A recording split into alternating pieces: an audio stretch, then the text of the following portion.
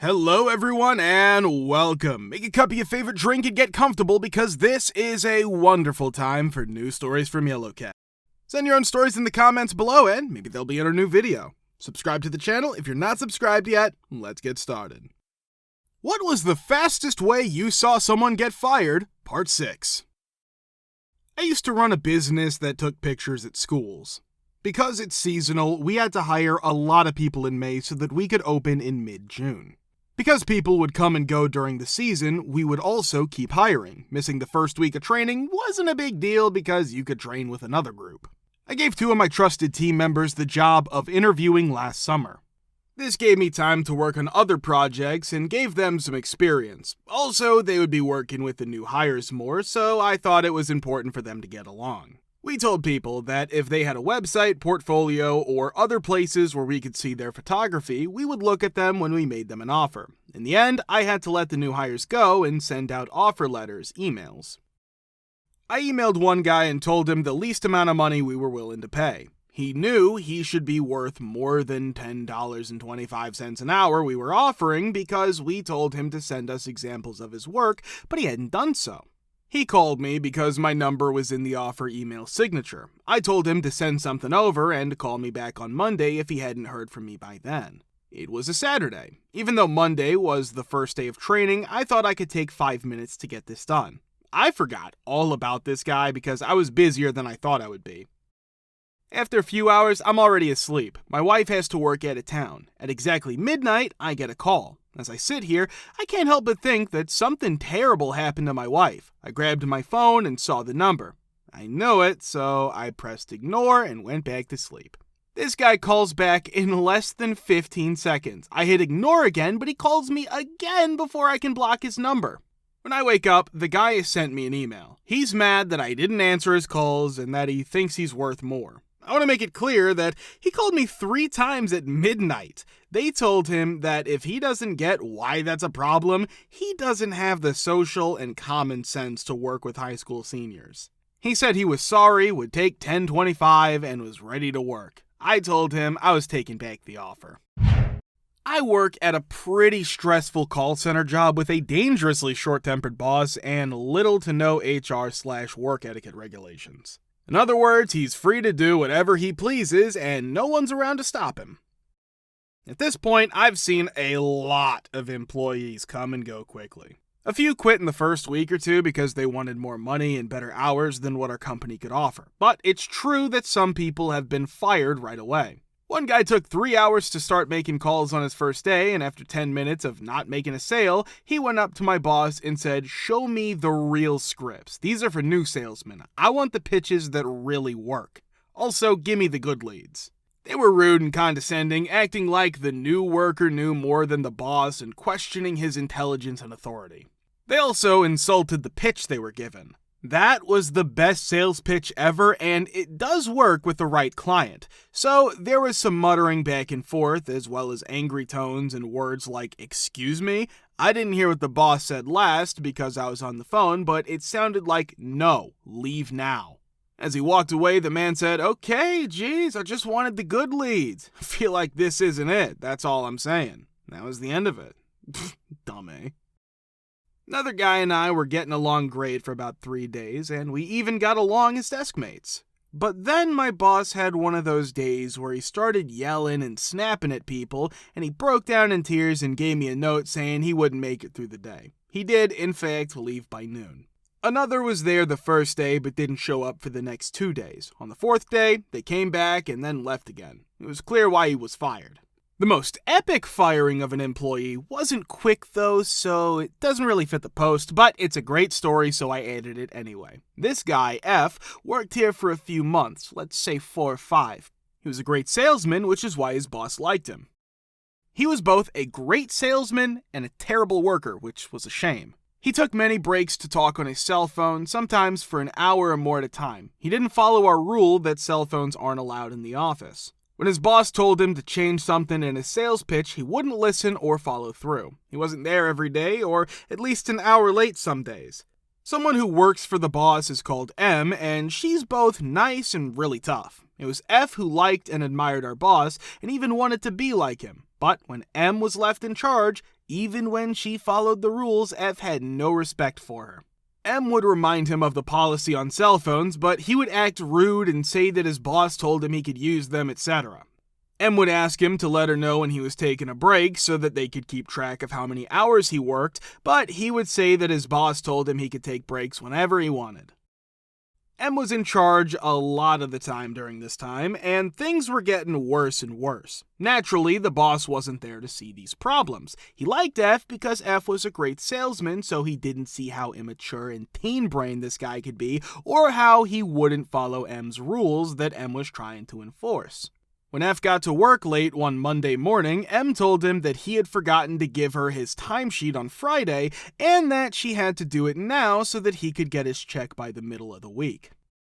He started telling her what times he got to and from work last week, and M told him about all the breaks F had taken that he hadn't recorded and that he wasn't talking to her about like he was supposed to. Right away, he changed his tone and began arguing against her, saying that his boss had told him he could take breaks whenever he wanted. Of course, it's theft to lie about how many hours you're working. Even though I didn't catch every word, I could tell he was getting very angry and defensive. M spoke with a voice that was hurt and angry. F, the rules are just the rules. The boss was finally here today, and he agreed with M that F should listen to her. M was just repeating what the boss had told her. The boss and M were telling F different things, which made him angry. He said that both of them were really unprofessional. Before this moment, the vibe from both sides was agitated and annoyed, but when he said this, the air in the room seemed to get colder, and I could just feel it in my gut that this whole thing was gonna blow up out of control. "Say that again," the boss said in a funny, calm voice. F kept saying the same thing over and over, and this time the boss just stood up and said, "Okay, you're fired." I wish that was the end of it, but F went crazy and yelled and screamed while pleading to not be fired and saying things like, "Should we talk about this? And should we make this decision right now?" until he was made to leave the room and continued to act nuts a few minutes later when the boss went into the hallway to give him his last check. Eventually, security had to come and force him to leave because he was just standing out there yelling and berating the boss for as long as he could. Took them like an hour too. It was insane. Why do your neighbors and/or your HOA have such a bad reputation? Part 6. Today this took place. My client is a home builder who owns several lots in a neighborhood that isn't too far from the city. The HOA is full of old people who use it to stop new buildings from going up. As per the HOA rules, only residential use is allowed. When my client tries to get a building permit, they're turned down because they are apparently building a commercial home to sell. This point of view doesn't take into account past cases and is completely wrong. I'm hired to make them think. Have to deal with their lawyer. He's 80 years old and has no idea what to do. Background in criminal law and hasn't worked as a lawyer for 15 years. He sends a stupid letter that repeats their argument about commercial use.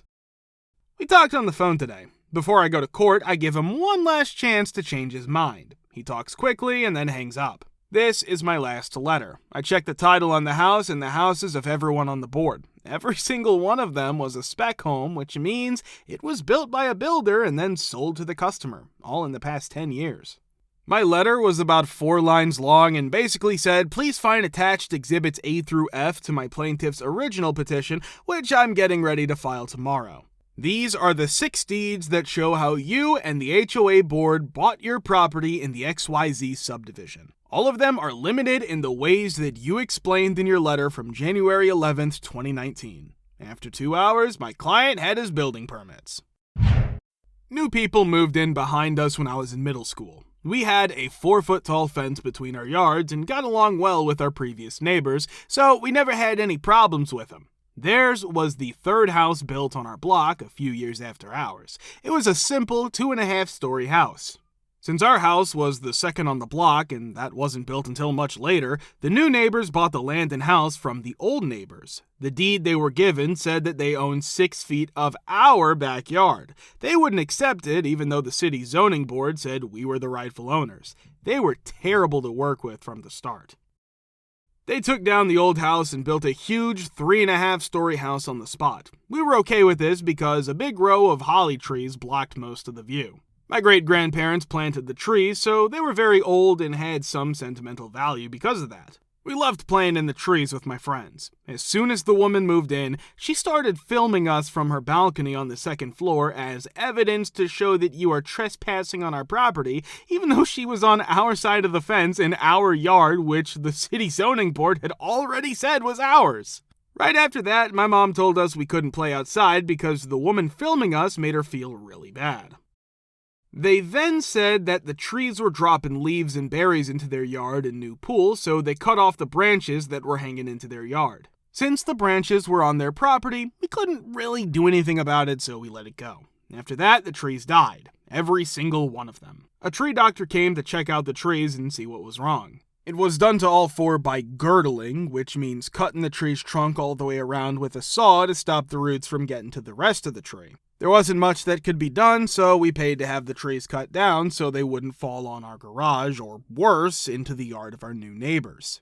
We found pool chlorine tablets buried a few inches into the ground all around the tree roots when the trees were cut down and their roots were dug up. We thought our neighbors did it, but we couldn't prove it. The old wooden fence was replaced by an ugly 8-foot plastic fence after the trees were cut down. We didn't like it, but when we complained, they said they were worried about their privacy. They were gone and the backyard looked empty. So we put a 60 by 6-foot garden along the back fence to make it look better. During the summer, my grandparents stay with us. They loved this garden so much that they worked on it for hours every day. It was as close as they could get to replacing the trees that my great-grandparents had put there. When we planted in late spring, everything was really big by early summer. And then, in just 1 week, everything died.